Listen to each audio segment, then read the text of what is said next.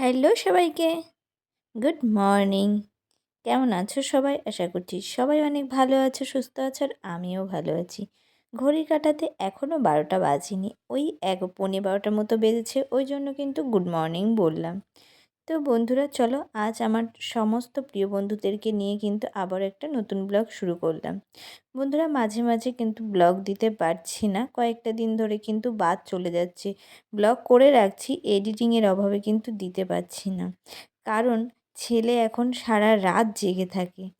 ওই যে রাত্রে 10টা 11টার সময় উঠবে আর একদম সকাল 6টা পর্যন্ত পুরো রাত জেগে থাকতে হয়। আমি আর তোমাদের দাদাভাই জেগে থাকি, তো ঘুম হয় না। আর এবার সকালে উঠে না সেইভাবে আমি আর এডিট করতে পারি না, যে তোমাদের সাথে ভিডিওটা দেবো। পুরো ক্লান্ত হয়ে যায়, পুরো রাত যদি জেগে থাকা হয় কেমন লাগে বলো।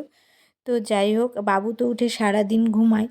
ও একদম সকাল 6টা থেকে পুরো দিন ঘুমায় একদম, মানে স্নান করাটাও ঘুমিয়ে ঘুমিয়েই করে, পুরো দিনটাই ঘুমায়। ওর ঘুমটা ও কিন্তু পুষিয়ে নেয়। তো এটা ছিল কিন্তু হোলির দিনের ভিডিও, মানে দোলের দিনের ভিডিও।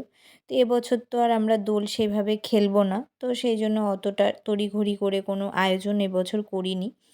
তো যাই হোক, মাম্মাম একটু খেলবে, কিন্তু কার সাথে খেলবে? মা তো খেলবে না, মা ছাড়া ওর তো কেউ নেই, সবাই জানো। তো যাই হোক, তোমাদের দাদাভাই সব কিছুই এনে দিয়েছে, কিন্তু মানে খেলার লোক পাচ্ছে না, এদিক ওদিক করছে। আর মা না বাইরে বেরোলে মেয়েও বাইরে বেরোবে না, এটাই ওর তো কথা, জানোই তোমরা, সাথে করে নিয়ে বেরোতে হয়। তো যাই হোক, আমি ওই আগে মানে ঘরগুলো সব একটু গুছিয়ে নিলাম। মা তো সমস্ত কাজগুলো করে নেয়, ওই জন্য ডেলি দৈনন্দিনের কাজকর্ম কিন্তু তোমাদের সাথে শেয়ার করা হয় না। আজ সকালে তোমাদের দাদাভাই কিন্তু আলু সিদ্ধ, পেঁপে সিদ্ধ, ডিম সিদ্ধ রান্না করেছিল। তো আমি বলেছি আজকে যেহেতু দোল পূর্ণিমা, আজকে নিরামিষই খাবো, ডিমটা আজকে খাবো না, রিশু খেয়ে নিক। আর আমারও না ভাত খাওয়া হয়নি, আজকে কেমন যেন লাগছে ঘুম থেকে উঠে, যেহেতু চাটা মানে চা মুড়ি বিস্কুটটা অনেকটা লেটে খেয়েছি, আর খিদেই পায়নি।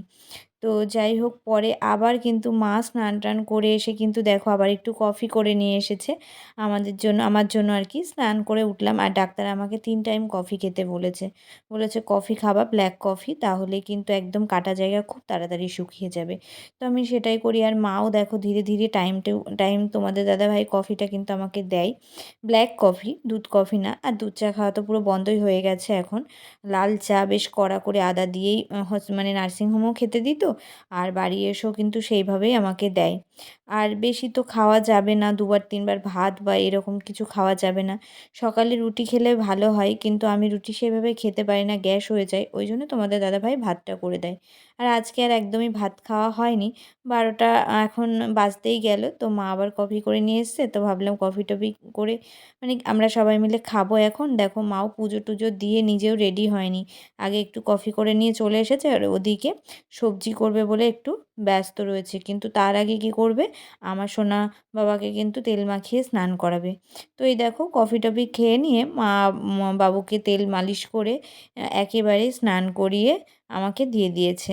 আর যেহেতু গরমটা প্রচুর পড়ে গেছে, গরম জল রোদে দেওয়া থাকে, সেটা দিয়ে কিন্তু বাবুকে স্নান করানো হয়। আর এখন বাবুকে রেডি করে দিচ্ছি। এটা হচ্ছে অ্যামোয়ের পাউডার, আমি অ্যামোয়ের পাউডারটা ইউজ করছি, কিন্তু নার্সিংহোম থেকে আমাকে হিমালয় পাউডার আর হিমালয়ের সব কিছু দিয়েছিল আর কি, মানে প্যাকেজেই নেওয়া ছিল। তো ওটা আর বাড়িতে এসে ব্যবহার করছি না, ওটা ওই রাতের জন্য আর কি, যখন টয়লেট করে একটু দিয়ে দিই, কারণ যাতে র্যাশ না বেরোয়। আমার ঘরে তো সব কিছুই অ্যামোয়ের নিয়ে নিয়েছি বেবিদের আর কি। তো সেটাই এখন মাখানো হচ্ছে। আর লোশনটাও হিমালয়ার নেওয়া হয়েছে, কিন্তু লোশনটা অনেক রয়েছে, ওই জন্য ভাবলাম একটু মাখিয়ে নিই, শেষ করে নিই, তারপরে আবার অ্যামোয়ের সব লোশনটাও নেওয়া হবে। তো যাই হোক, আজকে বাবুর প্রথম হোলি বাড়িতে। আর আমার উপরে গোপু সোনা আছে, গোপু সোনার কিন্তু আমাদের বাড়িতে প্রথম হোলি। তো এবার ভেবেছিলাম যে গোপু সোনাকেও আজকে ভোগ দেবো আর কি, তো মা গিয়ে করবে। তো হঠাৎ করে দেখো মানে গ্যাস শেষ হয়ে গেছে। আর নিচে যে ভরা সিলিন্ডারটা রয়েছে সেটা তোমাদের দাদাভাইকে দিয়ে তোলাবো না, এমনিতেই ওর মাজায় মানে কোমরে কিছুদিন ধরেই ব্যথা হচ্ছে, গ্যাসের জন্য কিসের জন্য অনেক রকম রিপোর্ট তোমাদের দাদাভাইকেও করানো হচ্ছে আর কি। তো কিছুই ধরতে পারছে না মনে হয় গ্যাসের থেকে। ওই জন্য আমি বলেছি না পুরো ভারী সিলিন্ডার তোলার দরকার নেই। গপুকে এখন দিতে পারিনি, তাই কি আমি একটা ছোট সিলিন্ডারে অর্ডার দিয়েছি আর কি, যে গ্যাস দাদার কাছে নিই। তো বলল মানে নর্মাল তো বাজারে একটা পাওয়াই যায়, 700-800 টাকা নেয়। কিন্তু দাদা বলল না একটু দাম দিয়ে একদম কোম্পানির থেকে নেবে, তাহলে কোনো রিস্ক থাকবে না। ওই 5-6 কিলো মতো গ্যাস ধরবে আর কি। তো সেটা এখনও দিয়ে যায়নি, হঠাৎ করেই বলা হয়েছে, তো বলল টাইম লাগবে। তো যাই হোক চলো, আজকে আমার গোপু সোনার প্রথম হোলি। হোলিতে কি কি করি তোমরা দেখো। এই দেখো আমরা এখন হোলি খেলবো। হোলি এই খোলো, দরজা খোলো। বাবা লাগানো হয়ে গেছে। বাবার গোপালটা নিয়ে আয়, সামনে বসা। বললাম উনি বললো তুমি নিয়ে আসবা নাকি, আমি নেবো নাকি, ধরবো নাকি তাই। এই দেখো বাইরেটা একটু দেখো, দেখো দেখ রক্সি ওয়েলকাম করতে এসছে তো কেউ কেউ করে, দেখেছো?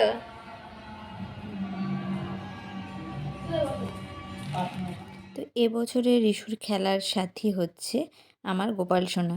তো গোপাল সোনাকে নিয়ে এসেছে দেখো। তো বাইরে বের করতে পারছিল না বলে তোমাদের দাদাভাই দেখো একটা চেয়ার করে ওকে বাইরে বের করে দিয়েছে। তো এখন দুজন মিলে কিন্তু হোলি খেলবে। এই দেখো আমার ছোট্ট গপুটাও রয়েছে আর বড় গপুটাও রয়েছে।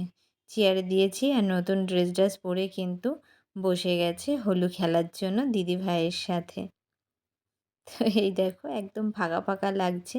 মা ছাড়াও হোলি খেলতেই জানে না বা বোঝে না। আর যেহেতু এই পাড়ায় তো এখানে ধরো নতুন, গত বছর সামনের বাড়ি দিদিটার সাথে একটু খেলেছিল, এবছর মনে হয় নেই বাড়িতে, কোনো আওয়াজ পাওয়া যাচ্ছে না। তো সেই জন্য ওর মাও খেলবে না, ওর জন্য পুরো একা একা লাগছে। তো ওই জন্য আমি বললাম গপুকে বাইরে নিয়ে আসো, দিয়ে নিজের মতো করে খেলো। তারপরে যে বাবাকে একটু দিয়েছে আর বাবা আমাকে দিয়ে দিচ্ছে, আমাকে মেয়ে একটু দেবে। আমি বললাম বেশি দিও না, কারণ ভাইয়ের গায়ে পড়বে, কারণ আমরা এবছর হোলি খেলতেই পারবো না। তো ওই দেখো একটুখানি মাকে তো দিতেই হবে।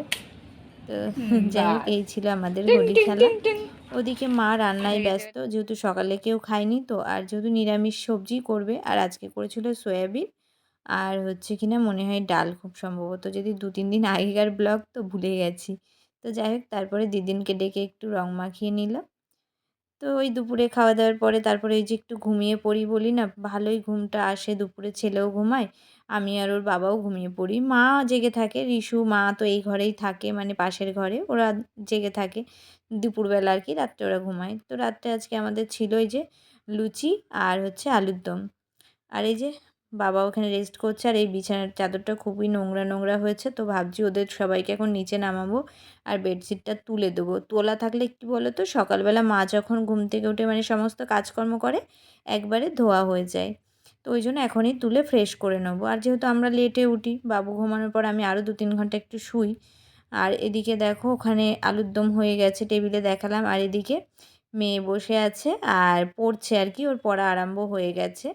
ও যেহেতু সায়েন্স নিয়ে পড়বে, মাস্টার টাস্টার সব ঠিক হয়ে গেছে, তো পড়াও শুরু হয়ে গেছে, ওই জন্য পড়াগুলো রেডি করছিল। আর এখন আমরা খাওয়া দাওয়া করবো। আর এই টেডিটা দেখো অনলাইন থেকে অর্ডার করেছে তোমাদের দাদাভাই আমার বাবুর জন্য। বাবু কি খেলতে পারে, রিশুর ঘরে চলে এসেছে। তারপরে দেখো এখানে হচ্ছে শশা ছিল ফ্রিজে, দুপুরে আর কাটা হয়নি।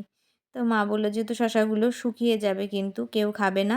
আর এই দেখো বেডশিটটাও চেঞ্জ করে নিয়েছি, আর শশা মা কেটে দিয়েছে, তাই বললাম রাত্রে শশা খাবো, ঠান্ডা লেগে যাবে। তো শশাটা যেহেতু অনেকক্ষণ বার করা ছিল, তো মা বললো ঠান্ডা লাগবে না, খাও। তো আমাকে, মেয়েকে, ওর বাবাকে, সবাইকে মা ওই কেটে কেটে দিয়েছে। আর এদিকে আমি বিছানাগুলো দেখো সমস্তটাই গুছিয়ে নিয়েছি। ওই দেখো বাবু কিন্তু এখন ঘুমাচ্ছে, ঠিক 12টার সময় কিন্তু উঠে যাবে।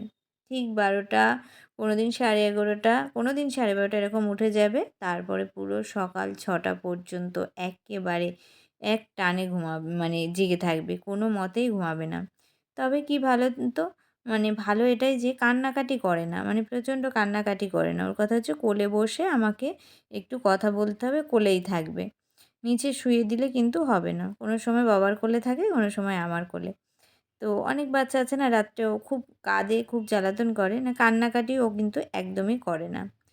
তো যাই হোক দেখো এখন ওই শশা খেয়ে নিচ্ছি। আর যেহেতু দুপুরে আমরা একটু শুই, তো আমারও কিন্তু ওই 12টা না বাজলে আমিও বিছানায় যেতে পারি না।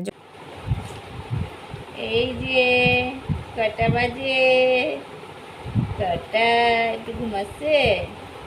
আসছে ঘুম, সোজাও সোজাও।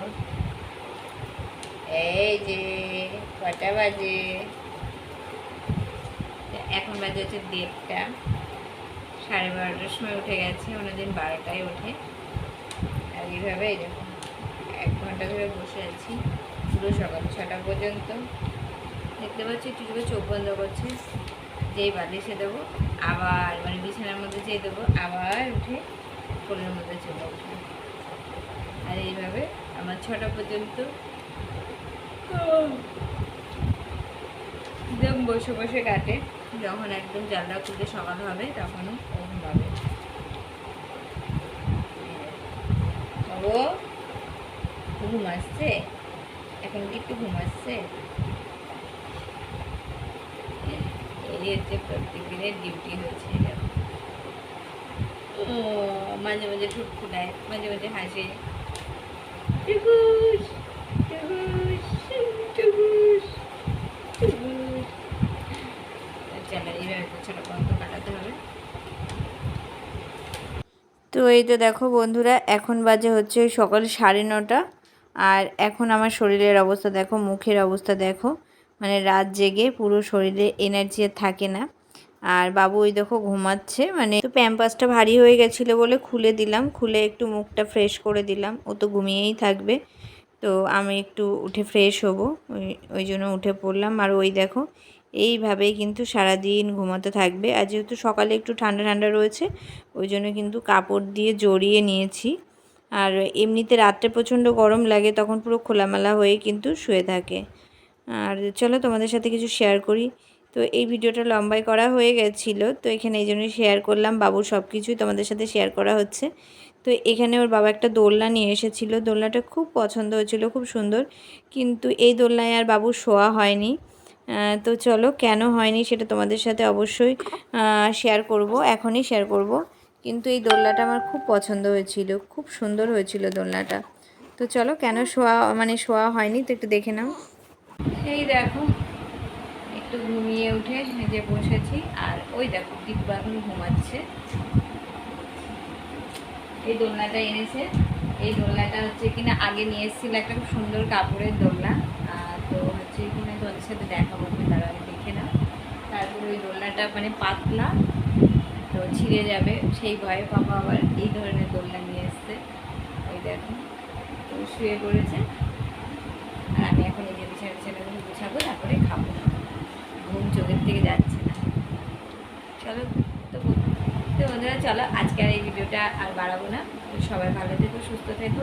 আর পুচকু বাবার আর এক দাদাভাই বলেছে যে পুচকু বাবার এই অ্যাক্টিভিটিগুলো আর একটু একটু করে শেয়ার করতে, তো অবশ্যই করবো যেটুকু পারবো। তো তোমরা আমার পাশে থেকো। আর প্রিয়া গোস্বামী বলে যে দিভাই আমাকে কমেন্ট করেছো, আমাকে ভীষণ ভীষণ ভালোবাসো। আর দিভাই বলেছো যে পরের ভিডিওতে আমার নাম নিও, তো দিভাই তোমার নাম নিলাম। এইভাবে আমার পাশে থেকো আর আমাকে সাপোর্ট করো। তো চলো, আর প্রিয়া বলেছে যে দিভাই গোপাল সোনার নামটা খুব সুন্দর হয়েছে, তো থ্যাংক ইউ।